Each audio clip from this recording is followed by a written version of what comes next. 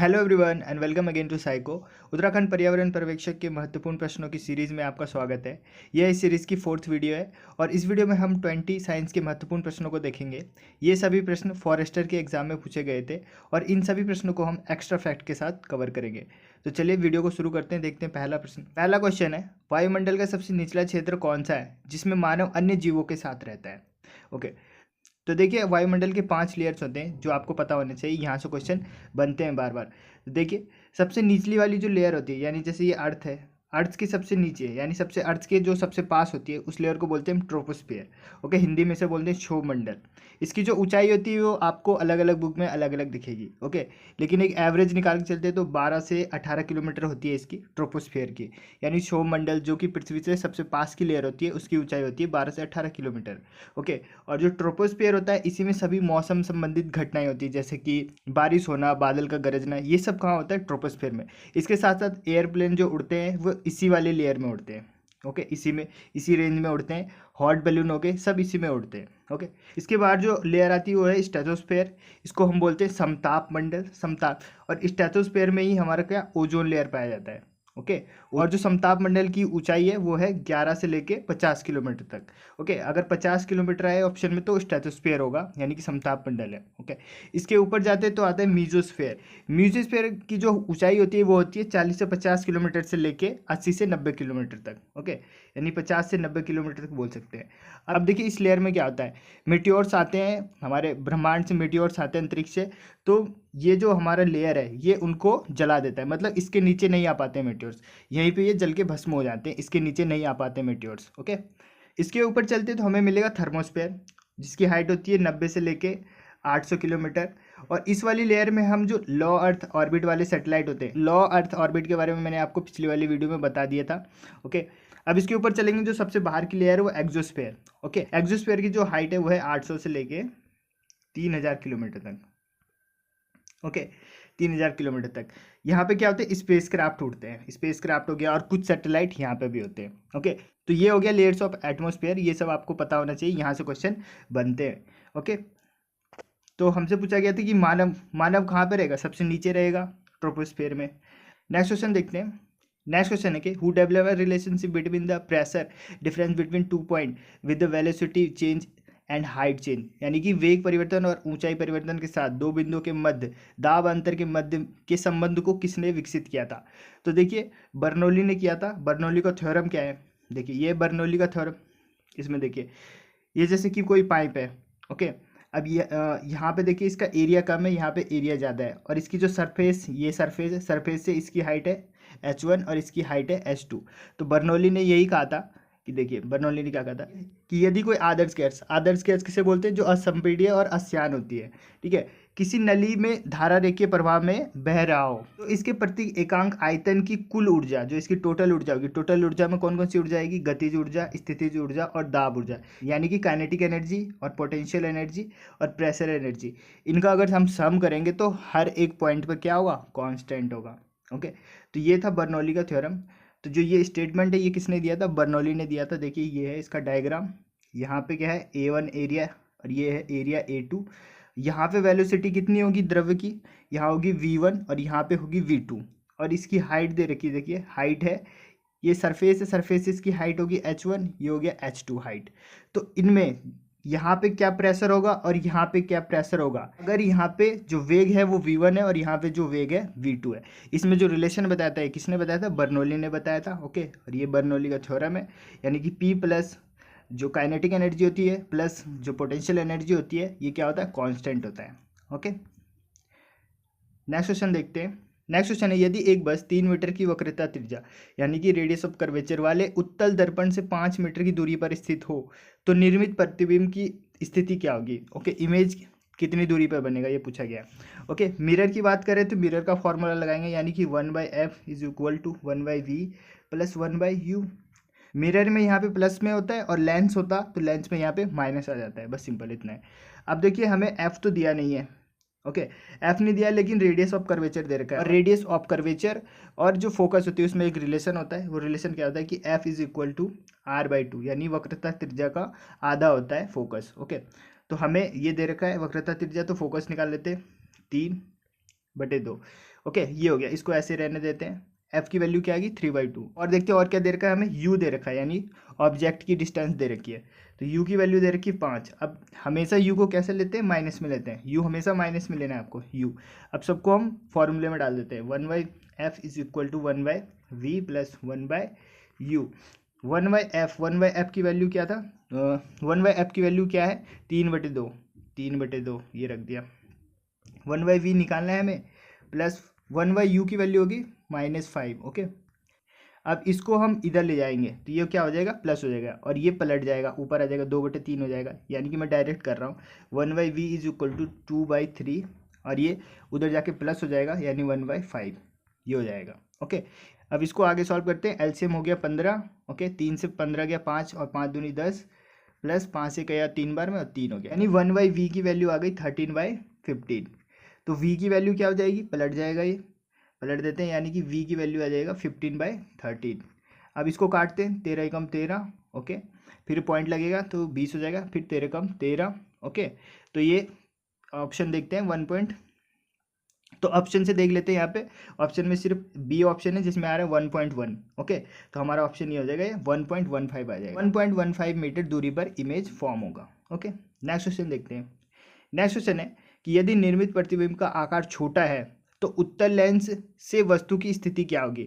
तो देखिए, ये बहुत ज़्यादा इंपॉर्टेंट टॉपिक है और यहाँ से बार बार पूछे जाते हैं। जब मैं वंदरवा की तैयारी करवा रहा था तभी भी मैंने बोला था कि यहाँ से क्वेश्चन आएगा, और आ गया था। देखिए, तो देखिए ये टेबल आपको याद करनी है। ये है उत्तल लेंस, यानी कि कॉन्वेक्स लेंस द्वारा बनाए गए प्रतिबिंब। ओके, देखिए 6 कंडीशंस होती है, 6 कंडीशंस उत्तल लेंस द्वारा। ओके, कॉन्वेक्स लेंस द्वारा। अभी मैं बता देता हूँ आपको। जैसे ये लेंस है, ये हो गया लेंस का ऑप्टिक सेंटर। यहाँ पे एक फोकस हो गया f1, दूसरा फोकस हो गया f2, फिर यहाँ पे होता है 2f1, इधर होता है 2f2। ओके, सबसे पहले हम इन्फिनिटी पे रखते हैं। जब यह इन्फिनिटी पे रखते हैं तो इमेज कहाँ बनता है, यहाँ पे बनता है, f2 पे बनता है। कैसा बनता है, बहुत ज़्यादा छोटा बनता है, हाईली डिमिनिश्ड बनता है। और कैसा होता है, रियल और इन्वर्टेड होता है, रियल और इन्वर्टेड होता है। ओके, जब भी इमेज रियल होगा तो वो उल्टा बनेगा, यानी कि जब भी वो वास्तविक होगा तो उल्टा बनेगा, कि वास्तविक होगा तो उल्टा बनेगा, और आभासी होगा तो सीधा बनेगा। ओके, तो यहाँ पे देखिए रियल है तो इसलिए क्या बन रहा है, इन्वर्टेड बन रहा है, उल्टा बन रहा है। ओके, अब देखिए इसको मिटा देता हूँ। जब हम इन्फिनिटी पे रखते हैं तो कहाँ पे बनता है, f2 पे बनता है। कैसा बनता है, बहुत ज़्यादा छोटा बनता है, और होता कैसा है, रियल और इन्वर्टेड। 5 कंडीशन में रियल और इन्वर्टेड ही बनेगा। जो लास्ट कंडीशन है उसमें वर्चुअल और इरेक्ट बनेगा, यानी कि आभासी और सीधा बनेगा लास्ट कंडीशन में, और ये लास्ट वाला कंडीशन ही पूछा जाता है। ओके, तो देखिए फर्स्ट कंडीशन आपको समझ में आ गया। जब हम इन्फिनिटी पे रखेंगे तो कहाँ बनेगा, f2 पे बनेगा। ओके, फिर हम रखेंगे 2f2 पे। यहाँ पे देखिए हम क्या करेंगे, लेंस में जैसे जैसे हम ऑब्जेक्ट को आगे की तरफ लेके जाएंगे, यानी लेंस की तरफ, ये लेंस है, हम इधर से ला रहे हैं इस साइड, तो जैसे जैसे इधर ले जाएंगे तो इमेज भी इधर इधर को भागता रहेगा आगे की साइड। अभी यहाँ पे बना था। ओके, देखिए फिर से बना देता हूँ। यहाँ पे रखेंगे इमेज तो यहाँ बनेगा, फिर और आगे रखेंगे तो और इधर बनेगा, और आगे ले जाएंगे तो और आगे बनेगा। ऐसे करके इमेज आगे की साइड भागता रहता है। ओके, तो बियॉन्ड f2 1 पे रखेंगे, तो f2 1 पे रखेंगे तो बिटवीन f2 और 2f2 के बीच में बनेगा। कैसा होगा, छोटा होगा, रियल इन्वर्टेड होगा। ओके, ऐसे 2f2 पे रखेंगे f1,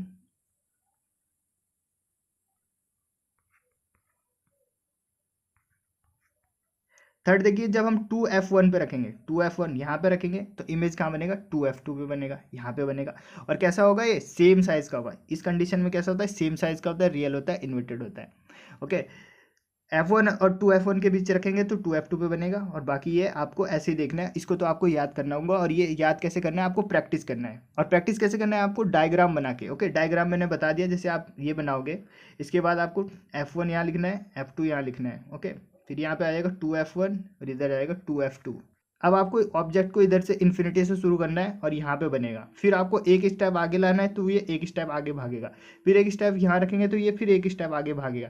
ऐसे करके आपको ये पूरा टेबल याद करना है। ओके, तो क्वेश्चन था कि यदि निर्मित प्रतिबिंब का आकार छोटा है, आकार छोटा है, देखिए आकार कितने में छोटा है, पहला वाला छोटा है, दूसरा वाला छोटा है, उसके बाद सेम साइज होता है, और उसके बाद बढ़ता रहता है साइज। ओके, यानी दो कंडीशन कौन सा है, एक तो इन्फिनिटी पे और एक बियॉन्ड 2f1 पे।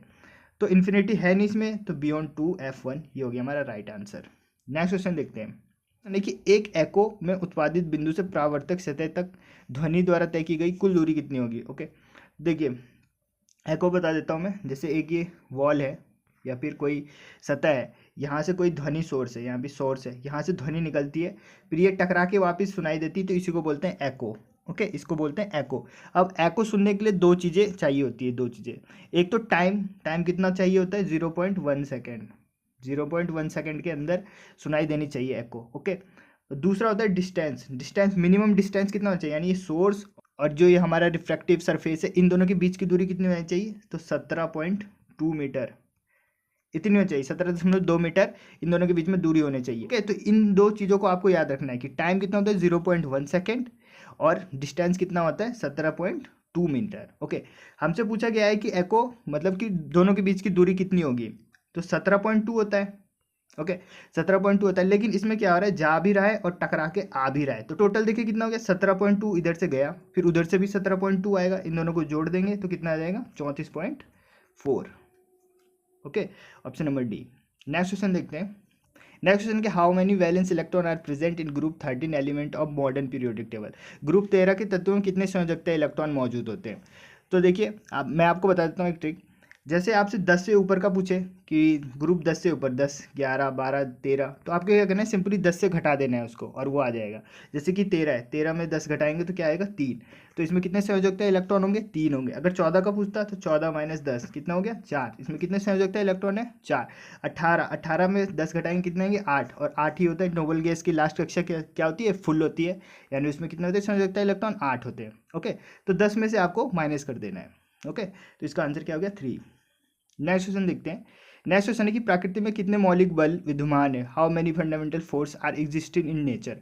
कितने फंडामेंटल होते हैं, तो 4 होते हैं। कौन कौन से होते हैं, देखिए ग्रेविटेशनल फोर्स होता है, इलेक्ट्रोमैग्नेटिक फोर्स होता है, स्ट्रॉन्ग फोर्स होता है और वीक फोर्स होता है। ये 4 जो फोर्स है ये क्या है, फंडामेंटल फोर्स है, ये 4 फंडामेंटल फोर्स है। ओके, नेक्स्ट क्वेश्चन देखते हैं।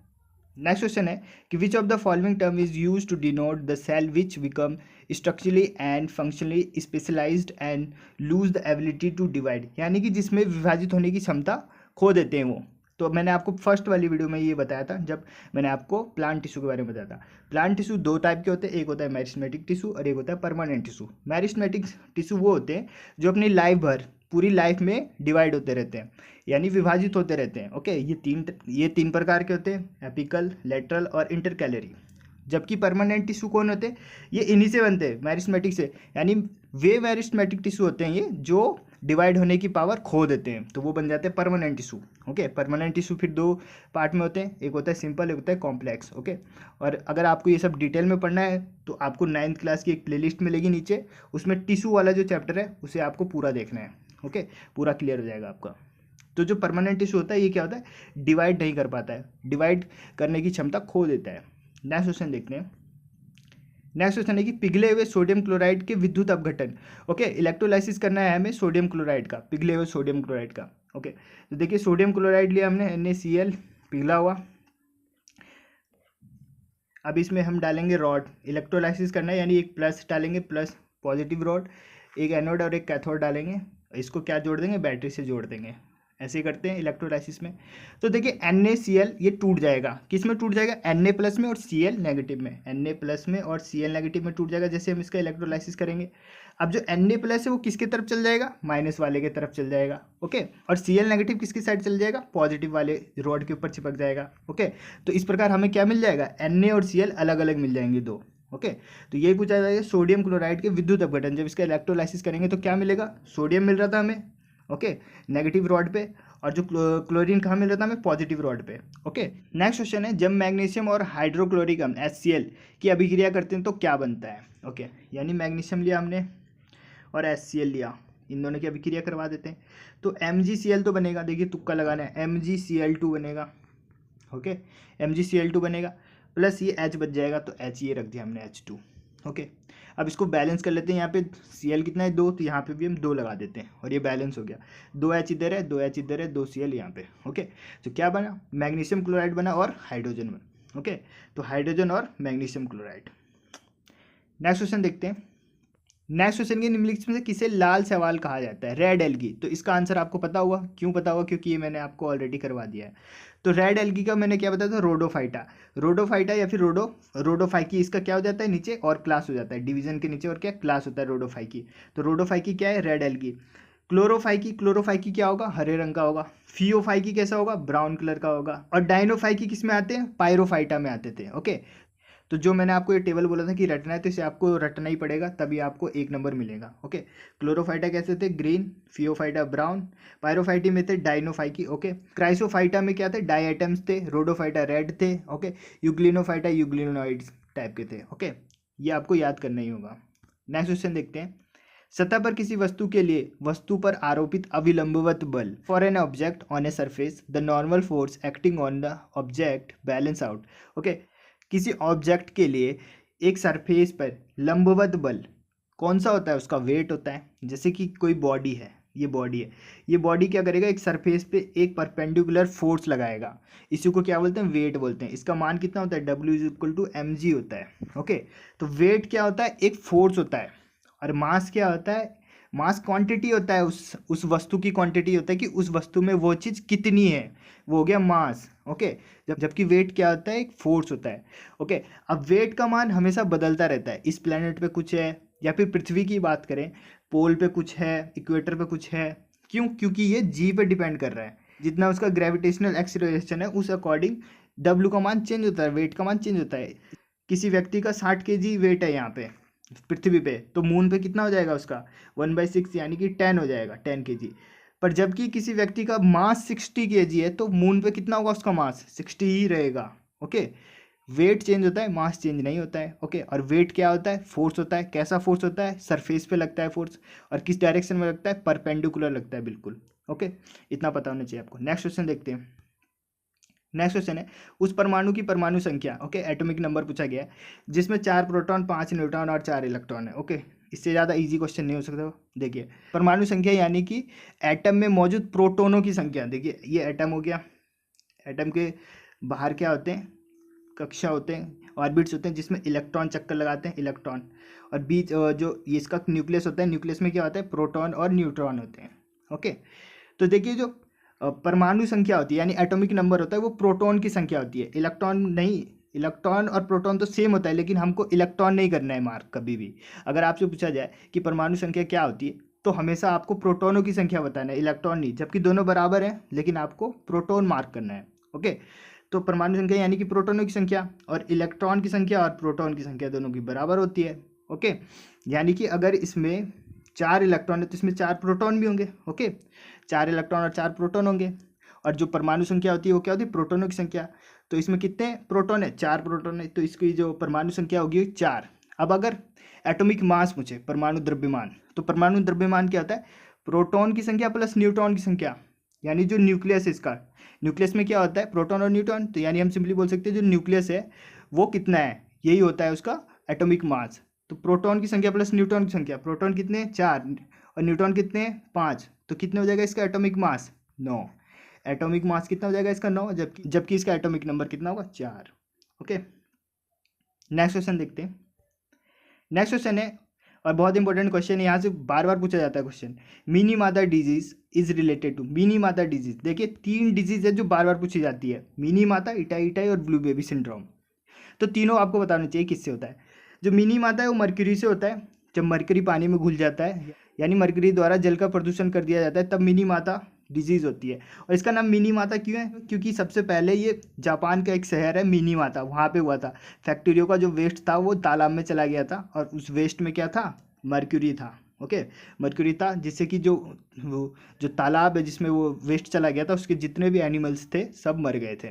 ओके, तो ये मिनी माता एक शहर का नाम, उसी के शहर के नाम पर ये डिजीज रखा गया है, मिनी माता डिजीज। और मिनी माता डिजीज कैसे होता है? मरकरी जब पानी को प्रदूषित कर देता है और उस दूषित जल को जो एनिमल है वो ग्रहण कर लेते, तब उनको मिनी माता डिजीज हो जाता है।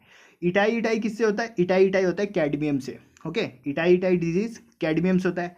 और ब्लू बेबी सिंड्रोम ये किससे होता है? नाइट्रेट आयन की वजह से होता है। Okay, blue baby syndrome, nitrate ion. इसमें देखिए, ब्लू बेबी सिंड्रोम में क्या होता है? बच्चा नीला पड़ जाता है, यानी ये बेबी को होता है, और बेबी की स्किन कैसी हो जाती है? ब्लू कलर की हो जाती है। और ऐसा क्यों होता है? क्योंकि उसके ब्लड में ऑक्सीजन की कमी हो जाती है। ऑक्सीजन की कमी हो जाने के कारण जो उसकी जो पूरी बॉडी है वो कैसी हो जाती है, ब्लू ब्लू हो जाती है, इसलिए इसको बोलते हैं ब्लू बेबी सिंड्रोम। और ये किसकी कमी से होता है, नाइट्रेट्स आयन की कमी से। ओके, तो ये लिखा हुआ है, इसे आप पढ़ सकते हो या फिर इसका आप स्क्रीनशॉट ले सकते हो। ओके, नेक्स्ट क्वेश्चन देखते हैं। नेक्स्ट क्वेश्चन है C3H8O3 का सामान्य नाम क्या है। C3H8O3 सुना सुना सा लग रहा होगा आपको, यह है ग्लिसरॉल, क्योंकि ये करवा दिया है मैंने आपको, ग्लिसरॉल। अब बाकी का आपने कमेंट बॉक्स में बताना है। कल भी मैंने आपसे पूछा था तो 2-3 बच्चों ने ही कमेंट किया था, सिर्फ 2-3 बच्चों ने। आज ज़्यादा से ज़्यादा बच्चों ने कमेंट करना है। एथनॉल का बताना है आपने, एथिलीन ग्लाइकोल का बताना है और फिनॉल का बताना है, क्योंकि ये चारों हमने डिस्कस कर लिया है। तो ये चार तो आपको याद हो ही जाने चाहिए अभी तक, और ऐसे आपको धीरे धीरे याद करना है। तो आप धीरे धीरे अगर आप 4 फार्मूले आज याद करोगे, 4 कल, तो ऐसे आपको एग्जाम से पहले बहुत सारे फार्मूले याद हो जाएंगे। ओके, तो इन तीनों का फार्मूला आपको कमेंट बॉक्स में इस बार तो जरूर करना है कमेंट, ठीक है। नेक्स्ट क्वेश्चन देखते हैं। नेक्स्ट क्वेश्चन है, शरीर के भीतर मुख्य रूप से हृदय और फेफड़ों में उत्पन्न होने वाली ध्वनियों को सुनने के लिए उपयोग किए जाने वाला चिकित्सा उपकरण क्या है। स्टेथोस्कोप है, जो डॉक्टर लगाते हैं। ओके, डॉक्टर इस टाइप का जो हेडफोन लगाते हैं वही है स्टेथोस्कोप। ओके, और देखिए ये साउंड वाले चैप्टर से आया है। साउंड वाले चैप्टर में इसकी एप्लीकेशन है, यानी ध्वनि का परावर्तन, रिफ्लेक्शन ऑफ साउंड। इसमें देखिए स्टेथोस्कोप दे रखा है, यानी कि जैसे दिल हमारा धड़कता है तो वो क्या करता है, साउंड को रिफ्लेक्ट करता है यहाँ से। तो वो जो स्टेथोस्कोप होता है वो ध्वनि के परावर्तन पे काम करता है। ओके, अगर आपसे ये पूछा जाए कि स्टेथोस्कोप किस प्रिंसिपल पे काम करता है, तो ध्वनि के परावर्तन पे, ओके, रिफ्लेक्शन ऑफ साउंड के प्रिंसिपल पे काम करता है। ओके, ऐसे ऐसे टकरा टकरा के ध्वनि ये हेडफोन में आती है, तो ये जो डॉक्टर है वो सुन लेता है कि ध्वनि कैसा, कि हार्ट कैसा वर्क कर रहा है। ओके, इसमें और ऑप्शन है, उनको भी डिस्कस कर लेते हैं। थर्मोमीटर, थर्मोमीटर क्या, टेम्परेचर को नापता है, बॉडी के टेम्परेचर। माइक्रोस्कोप क्या करता है, सूक्ष्म चीज़ों को देखने के काम आता है, जिन्हें हम अपनी नंग नाकों से नहीं देख सकते, उन्हें हम माइक्रोस्कोप की सहायता से देखते हैं। और बैरोमीटर, ये इंपॉर्टेंट है, यहाँ से भी क्वेश्चन बनता है। बैरोमीटर क्या करता है, वायुमंडलीय दाब, एटमॉस्फेरिक प्रेशर को मापता है। अब देखिए यहाँ से क्वेश्चन इस प्रकार से बनता है कि जब बैरोमीटर का जो वो है रीडिंग है वो धीरे धीरे ऊपर जाता है तो क्या क्या संकेत करता है। यदि बैरोमीटर की रीडिंग धीरे धीरे ऊपर जा रहा है, बिल्कुल नॉर्मली धीरे धीरे, इसका मतलब होता है कि मौसम क्या है, साफ है। ओके, मौसम क्या है, साफ है, बिल्कुल सही मौसम है, घूमने लायक। और अगर धीरे धीरे नीचे आ रहा है, धीरे धीरे नीचे आ रहा है, इसका मतलब होता है कि बारिश होगी, यानी बारिश होने की संभावना होती है जब बैरोमीटर का जो रीडिंग है वो धीरे धीरे नीचे आता है। ओके, और एकदम से अगर रीडिंग नीचे आने लग गया, एकदम से नीचे गिर गया, इसका मतलब होता है कि बहुत तेज़ तूफान आने वाला है। ओके, बहुत तेज तूफान आने वाला है जब इसकी रीडिंग एकदम से नीचे गिर जाती है। तो ये 3 कंडीशन भी आपको याद रखना है, यहाँ से भी क्वेश्चन बनते हैं। ओके, नेक्स्ट क्वेश्चन देखते हैं। नेक्स्ट क्वेश्चन है, मूल ग्रंथिकाओं में राइजोबियम एक है। तो राइजोबियम क्या है, एक नाइट्रोजन फिक्सिंग बैक्टीरिया है। नाइट्रोजन फिक्सिंग बैक्टीरिया है। देखिए नाइट्रोजन साइकिल देख लेते हैं। नाइट्रोजन हमारे वायुमंडल में सबसे ज़्यादा पाया जाता है, लगभग 78%। ओके, अब देखिए ये नाइट्रोजन का उपयोग कौन करते हैं, पौधों को चाहिए होता है। हमने देखा था एनपीके चाहिए पौधों को, ये पोषक तत्व हैं, ये तो चाहिए होते हैं पौधों को। तो इतना सारा वायुमंडल में नाइट्रोजन है, वो डायरेक्ट क्यों नहीं ले लेते, क्योंकि जो पौधे हैं, पौधे नाइट्रोजन को 2 ही फॉर्म में ले सकते हैं, या तो नाइट्राइट्स के फॉर्म में या फिर नाइट्रेट के फॉर्म में। ओके, डायरेक्ट नहीं ले पाते, या तो नाइट्रेट्स की फॉर्म में लेंगे या फिर नाइट्रेट्स के फॉर्म में लेंगे। और ये काम कौन करता है, ये काम करता है नाइट्रोजन फिक्सेसिंग बैक्टीरिया, जो कि जैसे कि राइजोबियम हो गया। ओके, तो नाइट्रोजन हुआ, इसको जो बैक्टीरिया है उसने, नाइट्रोजन फिक्सेसिंग बैक्टीरिया ने क्या कर दिया, इसको नाइट्रेट्स में चेंज कर दिया। अब ये जो नाइट्रेट्स है पौधा डायरेक्ट ले लेता है। ओके, तो इस प्रकार से ये जो नाइट्रोजन साइकिल है कंप्लीट होती है। ओके, तो राइजोबियम क्या हो गया, एक नाइट्रोजन फिक्सेसिंग बैक्टीरिया। नेक्स्ट क्वेश्चन देखते हैं। एक न्यूमेरिकल बहुत अच्छा। देखिए 200 मीटर त्रिज्या के एक गोलाकार बर्फ के मैदान पर स्केटिंग करने वाली एक लड़की के विस्थापन का परिमाण क्या होगा यदि वह जमीन के किनारे से शुरू करती है और किनारे के बिंदु के व्यासता सम्मुख दूसरे बिंदु तक पहुंचती है। देखिए एक सर्कुलर पाथ है। अब यहाँ से मान के चलते हैं, ए पॉइंट से एक लड़की क्या करती है, स्केटिंग करना शुरू करती है और यहाँ से चल के वो बिल्कुल इसके सामने आ जाती है। इसमें बोला ब्यास के समांतर, ब्यास क्या होता है, ये होता है ब्यास। ओके, इसके समांतर यहाँ पे आ गए बी पॉइंट पे। तो उसने बोला कि विस्थापन कितना होगा। तो यहाँ से 2 टाइप के क्वेश्चन बनते हैं, एक तो विस्थापन वाला और एक दूरी वाला, कि उसने टोटल दूरी कितनी तय की। ओके, विस्थापन क्या होता है, शॉर्टेस्ट पाथ। शॉर्टेस्ट पाथ क्या हो गया, ये होगा शॉर्टेस्ट पाथ, नहीं ये होगा, ये है। और ये कितना होगा, ये 2r होगा, यानी डी होता है ना व्यास, व्यास किसके बराबर होता है, जो रेडियस है उसका दुगना होता है। रेडियस हमें दे रखा है 200, तो 200 का दुगना कितना हो गया 400, तो 400 क्या विस्थापित हो गई। पर अगर यहीं पे क्वेश्चन पूछा जाता कि यहाँ पे है और फिर वही सब कुछ सेम है, बस यहाँ पे विस्थापन की जगह बोल दिया उसने कि कितना दूरी तय करेगी, तो हमें यहाँ पे फॉर्मूला लगाना पड़ता। ओके, देखिए यहाँ से यहाँ जाना है, इसने आधा चक्कर लगाना है। ओके, आधा चक्कर लगाना है, तो देखिए हम लगाते हैं इसमें फॉर्मूला 2πr का। ओके, यहाँ से ऐसे चलेगी ना, तो 2πr लगाएंगे डिवाइडेड बाई 2, क्योंकि आधा ही चलेगी, यहाँ से यहाँ जाएगी, आधा चक्कर लगाएगी, 2 से 2 कट जाएगा। अब पाई की वैल्यू रखेंगे और आर की वैल्यू रखेंगे, जो वैल्यू आएगा वही इसकी दूरी हो जाएगी कि इतना दूरी चलेगी वो। ओके, नेक्स्ट क्वेश्चन देखते हैं। नेक्स्ट क्वेश्चन की निम्नलिखित में से कौन सा विकल्प व्यावसायिक उपयोग के लिए सब्जियां, फूल और फल उगाने को संदर्भित करता है। Okay, which of the following is called growing of vegetables, flower and fruit for commercial use. तो क्या बोलते हैं इसको, हॉर्टिकल्चर बोलते हैं। मैं आपको एक अलग से वीडियो प्रोवाइड करवाऊंगा जिसमें आपको मैं साइंस के जितने भी महत्वपूर्ण ब्रांचेस है वो करवा दूंगा उसमें, तो ये सारे क्वेश्चन आपके उसमें कवर हो जाएंगे। ओके, नेक्स्ट क्वेश्चन देखते हैं, और ये आज का लास्ट क्वेश्चन है कि निम्नलिखित में से रेखीय अणु कौन सा है, लीनियर मॉलिक्यूल्स कौन सा है। तो जो डाई आइटम्स होते हैं, डाई आइटम्स क्या होते हैं, लीनियर मॉलिक्यूल्स होते हैं, और डाई आइटम इसमें कौन सा है, CO2 है, CO2, ये क्या हो गया लीनियर मॉलिक्यूल। और इसको हम आगे की कक्षाओं में देखेंगे अच्छे से, लीनियर मॉलिक्यूल जो मॉलिक्यूलर स्ट्रक्चर है उसके टाइप्स देखेंगे, उसमें देखेंगे। ओके, तो थैंक यू गाइस, इस वीडियो को यहीं पे ख़त्म करते हैं। कमेंट के माध्यम से ज़रूर बताएं कि आपको वीडियो कैसी लगी। मिलते हैं नेक्स्ट वीडियो में। जय हिंद।